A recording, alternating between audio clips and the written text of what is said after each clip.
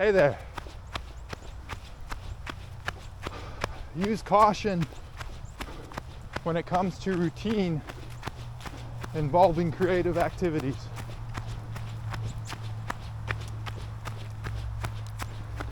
Creativity is often about capturing something that is inherently spontaneous. That spark that is so hard to initiate, so hard to fabricate a catalyst for. So if your routines are way too rigorous in a creative setting, if they're not flexible, sometimes you'll lessen your chances of finding that spark. You'll reduce the amount of windows that you have to find something truly special.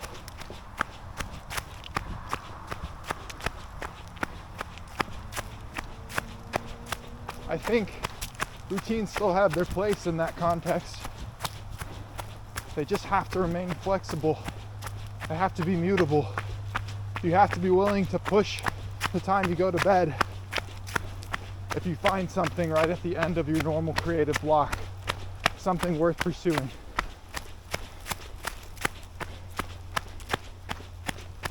And be weary of setting it down or recording the idea in some kind of voice memo, half-assed, because you'll come back to it later. How often do you really come back? And when you do come back to the idea, how often does it actually pan out? I think if it's not worth recording in the present, it's probably not worth recording. Probably not worth capturing. But I think oftentimes it is worth capturing. We just don't know it yet. We just see vaguely what's starting to form and we let it slip because we don't know its true beauty. So we're not as eager to capture it. So be very cautious that your routines don't restrict.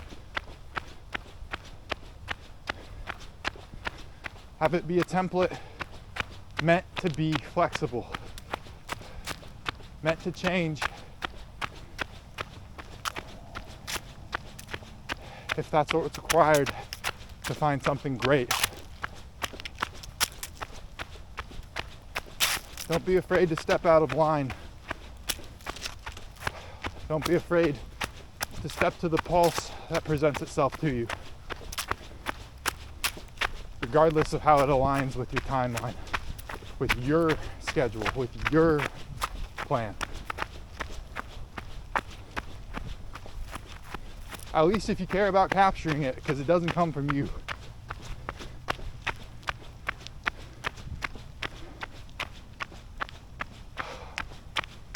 If you're too rigid, I think that's probably something to do with your ego, thinking that you are the one facilitating all of this.